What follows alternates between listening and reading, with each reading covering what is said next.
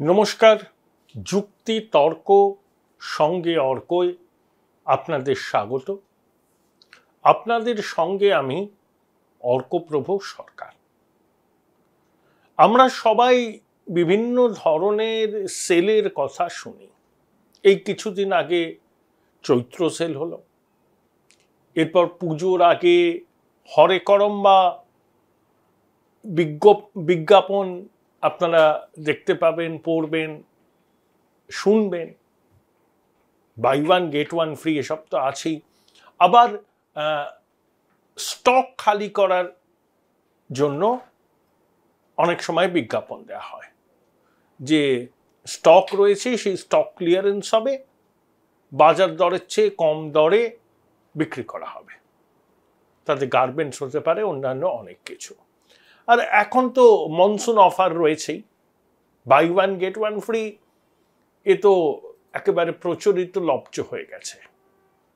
কিন্তু এবার এমন একটা অফার, যে এরকম অফারের কথা আমি অন্তত আগে শুনিনি, আপনারা শুনেছেন কিনা জানি না। সেই অফারের মধ্যে প্ররোচনা আছে, কটাক্ষ আছে, এবং আগামী দিনে সম্ভাবনার দিগন্ত খুলে যাওয়ারও বিষয়টা প্রচ্ছন্নভাবে রয়েছে। বলতে পারি উস্কে দেওয়ার চেষ্টা করা হয়েছে। মনসুন অফার, 100 লাও সরকার বানাও। কিছু বুঝলেন? আপাত দৃষ্টিতে আপনার কাছে ধোঁয়াশাই লাগবে। 100 লাও সরকার বানাও, monsoon offer. Hold your breath. X হ্যান্ডেলে বৃহস্পতিবার এই পোস্টটি করেছেন সমাজবাদী পার্টির সুপ্রিমো, উত্তরপ্রদেশের প্রাক্তন মুখ্যমন্ত্রী অখিলেশ যাদব। খুব তাৎপর্যপূর্ণ। কোন সময় তিনি করলেন? যখন লোকসভা নির্বাচনে বিজেপি উত্তরপ্রদেশে ভরাডুবির পর সেই ভরাডুবির কারণ অনুসন্ধানের জন্য ময়না তদন্ত করছে।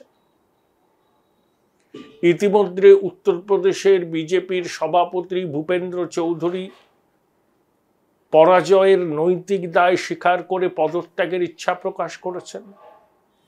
আর এক উপমুখ্যমন্ত্রী কেশব প্রসাদ মৌর্য পার্টির বৈঠকে সরাসরি বলেছেন যে সংগঠন সবার উপরে, সরকার নয়। এবং যোগী আদিত্যনাথকে এই পরাজয়ের জন্য কাঠগড়ায় দাঁড় করানো হয়েছে। যে সরকারি আমলাদের হাই হ্যান্ডেডনেস, যোগীর বুলডোজারের শাসন, আমলারা বিজেপির কর্মী নেতাদের কথাই শোনেন না, তারা স্বেচ্ছাচার যথেচ্ছাচার করেন। এবং যোগী জমানায় ক্ষত্রিয়রা ছাড়া সবাই বঞ্চিত হচ্ছে। এই ধরনের একগুচ্ছ অভিযোগ এসছে। কেশব প্রসাদ মৌর্য 22 সালে উত্তরপ্রদেশের বিধানসভা নির্বাচনে হেরে গেছিলেন, কিন্তু তিনি অমিত শাহের অত্যন্ত আস্থাভাজন বলে হেরে যাওয়া সত্ত্বেও যোগী ক্যাবিনেটে তাকে উপমুখ্যমন্ত্রী করা হয়েছে। আর একজন আছেন ব্রজেশ পাঠক। এই মৌর্য ওবিসি সম্প্রদায়ের নেতা। প্রথম দিন থেকে যোগী আদিত্যনাথের সঙ্গে তার খটাখটি। আপনাদের মনে আছে নির্বাচনী প্রচারে অরবিন্দ কেজরিওয়াল কি বলেছিলেন?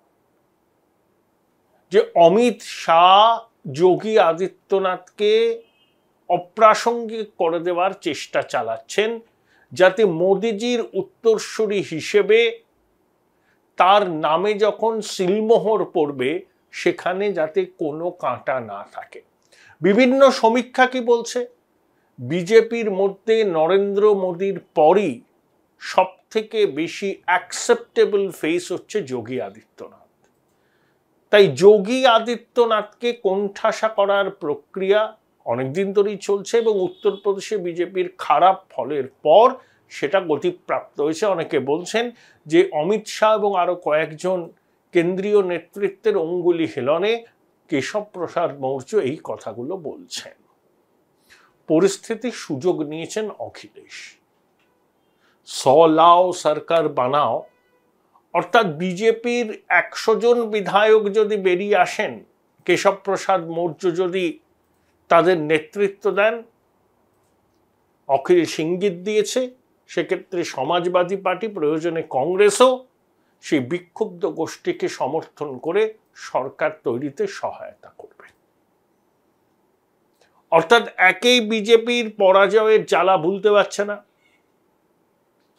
সেই ক্ষতে নুনের ছিটেটা দিয়ে দিলেন অখিলেশ।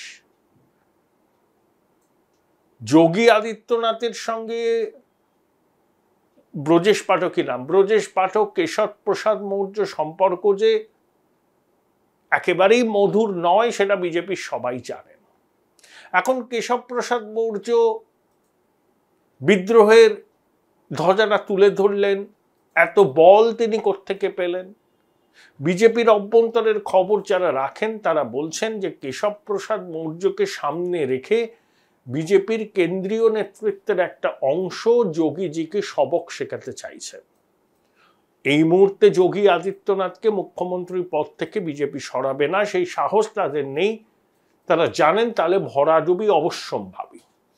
কিন্তু যোগী আদিত্যনাথকে একটা বার্তা দেয়া হলো যে আপনি আর আপনার মতো আমলাশাহীকে সামনে রেখে সরকার চালাতে পারবেন না, দলের সাথে কথা বলতে হবে, ঐক্যমত্যের মাধ্যমে সরকার চলবে, সব নেতার কথা শুনতে হবে, কর্মীদের কথা শুনতে হবে। এই বার্তাটাই স্পষ্ট দেওয়া হয়েছে। এবং এই ঘোলা জল, রাজনীতিতে ঘোলা জলে মাছ ধরবার সুযোগ কেন অখিলেশ ছাড়বেন, এতে তার কোনো দোষ নেই। তবে তিনি এক্স হ্যান্ডেলে যে পোস্টটি করেছেন খুব তাৎপর্যপূর্ণ। মনসুন অফার, 100 লাও সরকার বাঁচাও। উত্তরপ্রদেশে এই বিধানসভার বাদল অধিবেশন জুলাই মাসের শেষেই শুরু হবে, তার আগে অখিলেশের এই বার্তা খুব খুব খুব গুরুত্বপূর্ণ। সামনে উত্তরপ্রদেশের 10টা বিধানসভা কেন্দ্রের উপনির্বাচন আছে। এই উপনির্বাচনগুলোতে জিততে মরিয়া বিজেপি, মরিয়া সমাজবাদী পার্টি। প্রতিটা কেন্দ্র পিছু 3 জন করে মন্ত্রীকে দায়িত্ব দিয়েছেন যোগী আদিত্যনাথ।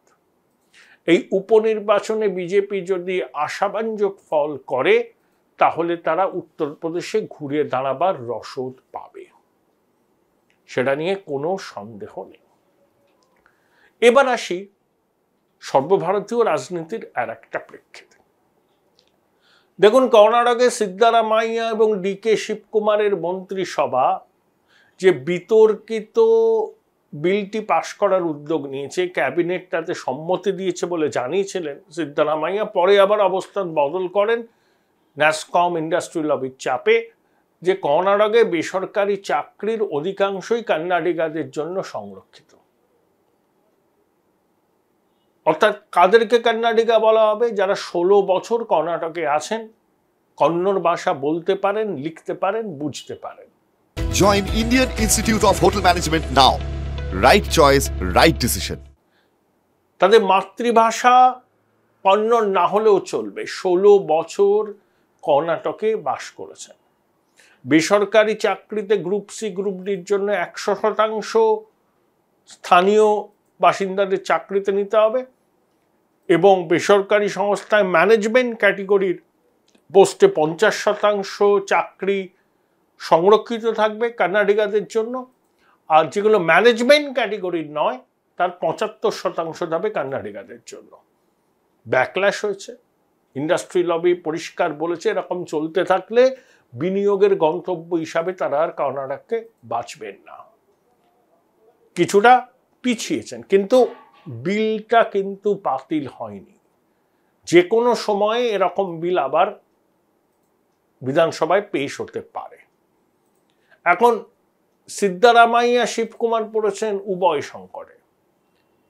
যারা কট্টর ভাবে মনে করেন যে ভূমিপুত্রদের অধিকার বেসরকারি চাকরিতেও সর্বাগ্রে, তারা এখন শিবকুমার ডিকে সুরেশ এই সিদ্দারামাইয়ার পিছিয়ে যাওয়াকে তারা মনে করছেন যে ইন্ডাস্ট্রি লবির চাপে পিছিয়ে গেলেন, তারাও আন্দোলনের হুমকি দিয়েছেন।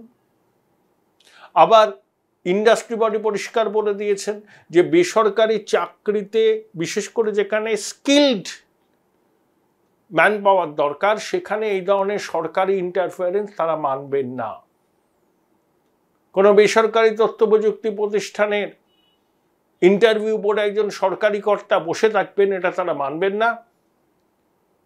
কর্ণাটকের এই পরিস্থিতি দেখে ইতিমধ্যেই অন্ধ্রপ্রদেশ, কেরালা বলছে আমাদের রাজ্যে আসুন বিনিয়োগকারীদের, আমরা রেড কার্পেট পেতে আপনাদের স্বাগত জানাবো। আসলে ভোটের মুখে এগুলো হচ্ছে ভোট লাভ করার সব কৌশল, পলিটিক্যাল প্লয়। এখন সেটা বুমেরাং হয়ে গেছে, কারণ এই ধরনের বিল সংবিধান বিরোধী, যুক্তরাষ্ট্রীয় কাঠামোর বিরোধী। দেখুন, জয়রাম নামে চুপ করে আছে, খার্গে চুপ করে আছে, রাহুল গান্ধী চুপ করে আছে, কারণ কর্ণাটক সরকারের এই কাজকে তারা কিভাবে দেখবে, সমর্থন করবে না বিরোধিতা করবে, নাকি বিষয়টা থিতিয়ে যেতে দেবে, এখনো সেই নিয়ে কিন্তু কোনো দিশা তারা স্থির করতে পারেনি। অত্যন্ত স্পর্শকাতর বিষয়। এবং পশ্চিমবঙ্গের বহু ছেলে মেয়ে ওখানে তথ্য প্রযুক্তি সংস্থায় চাকরি করে যারা আনস্কিল্ড, তারাও বিভিন্ন কনস্ট্রাকশন এবং অন্যান্য জায়গাতে কাজে যুক্ত। এই ধরনের আইন প্রণয়ন হলে তাদের তো জীবিকা সংকটের মধ্যে পড়বে। শুধু পশ্চিমবঙ্গ নয়, ভারতবর্ষের অন্যান্য অনেক রাজ্য থেকে যায়। এবার যদি মহারাষ্ট্র বলে আমরা কর্ণাটকের লোকদের ঢুকতে দেবো না, উত্তরপ্রদেশ বলে আমরা কর্ণাটকের লোককে ঢুকতে দেবো না, তেলেঙ্গানা যদি বলে আমরা কর্ণাটকের লোককে ঢুকতে দেবো না, তাহলে কি পরিস্থিতি হবে? ভোটের জন্য রাজনৈতিক দলগুলো আগুন নিয়ে খেলার অভ্যাস করে ফেলেছে। এরা বোঝে না এর সামাজিক অভিঘাত কি হতে পারে। দেখুন আমাদের পড়োশী বাংলাদেশে কি হচ্ছে। বৃহস্পতিবার রাত পর্যন্ত 32 জন সেখানে মারা গেছে। তাতে স্কুল পড়ুয়া থেকে শুরু করে বিশ্ববিদ্যালয়ের ছাত্র। বাংলাদেশ সরকার তো 2018 সালে এই কোটা তুলে দেওয়ার পক্ষে ছিল, কিন্তু হাইকোর্ট রায় দিয়েছে যে কোটা থাকবে, সেটাকে চ্যালেঞ্জ করে সুপ্রিম কোর্টে গেছে। 71 থেকে 2024, 53 বছর পরেও মুক্তিযোদ্ধাদের পরিবারের জন্য সরকারি চাকরিতে কোটা থাকা এটা খুব যুক্তিগ্রাহ্য বিষয় নয়। কিন্তু এই ছাত্রদের যেটা প্রতিবাদ ছিল মূলত রাজনৈতিক ছিল। শাহবাগ আন্দোলনের কথা মনে পড়ে যাচ্ছে, সেটা এতটা হিংসাশ্রয়ী হলো কি করে? তাহলে কি জামাত, তাহলে কি বিএনপি, তাহলে কি অনেক র্যাডিক্যাল এলিমেন্টের মধ্যে ঢুকে গেছে শেখ হাসিনা সরকারকে ডিস্টেবিলাইজ করা? বিএনপির কিছু নেতা নাকি বাংলাদেশে গিয়ে চীনের হাই কমিশন অফিসে দেখা করেছে। তিস্তার ওয়াটার ম্যানেজমেন্ট ইত্যাদির কাজ ভারতই করবে, হাসিনা জানিয়ে দিয়েছেন। চীন ইচ্ছুক ছিল ওই প্রকল্পে যোগ দিতে। আমাদের যে চিকেন নেক আছে তার থেকে 100 কিলোমিটার দূরে বাংলাদেশের মাটিতে রংপুরে এই প্রকল্প রূপায়িত হবে। সেখানে চীনের উপস্থিতি ভারতের পক্ষে উদ্বেগজনক। শেখ হাসিনা ভারত বন্ধু, তিনি শেষ পর্যন্ত বরাতটা ভারতকেই দিয়েছেন। এই সিদ্ধান্তের পরে কিন্তু এই ছাত্র আন্দোলন, অবরোধ, হরতাল, সরকারি যানবাহনকে পুড়িয়ে দেওয়া, বাংলাদেশ টেলিভিশনকে দখল করা এবং পুলিশের আধা সামরিক বাহিনীর পাল্টা রিটালিয়েট করা, বাংলাদেশে অস্থিরতা তৈরির একটা পরিকল্পিত চক্রান্ত। প্রধানমন্ত্রী শেখ হাসিনা মোদিজির শপথ অনুষ্ঠানে এলেন, তারপরে আবার দ্বিপাক্ষিক বৈঠক করলেন, চীনে গেলেন। চীন থেকে ফিরে এসে যখন তিনি ঘোষণা করলেন যে তিস্তার মহাপ্রকল্প ভারতে রূপায়ণ করবে, তার কয়েকদিনের মধ্যে থেকেই কিন্তু এই তাণ্ডব শুরু হলো। প্রথমে ছাত্রদের আন্দোলন মূলত রাজনৈতিক ছিল, কিন্তু সেটা এইভাবে হিংসাশ্রয়ী হয়ে উঠল কি করে? কারা কারা যুক্ত? বাংলাদেশ প্রশাসন বলছে জামাতে ইসলামী, বিএনপি এবং দুষ্কৃতী, যারা বেশিরভাগ ভারত বিরোধী, এবং একই সঙ্গে আওয়ামী লীগ সরকারকে উৎখাত করতে চায়। তারা এই সুযোগটাকে কাজে লাগিয়েছে। শেখ হাসিনার সামনে একটা বড় চ্যালেঞ্জ, কিভাবে তিনি এই বিষয়টার মোকাবিলা করবেন। সুপ্রিম কোর্টের শুনানি এগিয়ে আসছে। প্রথমে অগাস্ট মাসের 7 তারিখে হওয়ার কথা ছিল, সরকার বলেছে যে জরুরি ভিত্তিতে শুনানি করতে হবে, তাই এই মাসের শেষের দিকেই হবে। কিন্তু খুব অ্যালার্মিং, দেখুন ভারতবর্ষ এরকম মন্ডল কমিশনের রিপোর্ট যখন লাগু হওয়ার কথা হচ্ছে, তখন ভারতবর্ষ এরকম আন্দোলন কিন্তু দেখেছে, সংরক্ষণপন্থী সংরক্ষণ বিরোধীদের আন্দোলন। আমরা সিঁদুরে মেঘ দেখলে ভয় পাই। এখন এইসব জাত পাত এইসব নিয়ে এখনো তো কিছু রাজনৈতিক দল সবসময় সরব হয়, তারা সবসময় সংরক্ষণের দাবি তোলে, পারলে 100% সংরক্ষণ হয়ে যাক। বাংলাদেশের ঘটনা কিন্তু আমাদেরকেও চিন্তায় রাখবে। এখন কিভাবে শেখ হাসিনা পরিস্থিতি নিয়ন্ত্রণ করবেন, খুব টাফ কল, তাকে টাফ কল নিতে হবে এবং আমাদেরও নজর রাখতে হবে। কারণ বাংলাদেশ প্রকৃতপক্ষে ভারত বন্ধু। শেখ হাসিনার আওয়ামী লীগ সরকার ভারতের স্বার্থেই এখনো পর্যন্ত কাজ করেছে, এবং এবারও তিস্তার মহাপ্রকল্প রূপায়ণের দায়িত্ব ভারতকেই শেখ হাসিনা দেবেন। তারপরেই দেখুন এই ধরনের লাগাম ছাড়া সন্ত্রাস। কোন ক্রোনোলজি আছে কি? খুব উদ্বেগের বিষয়, খুবই উদ্বেগের বিষয়।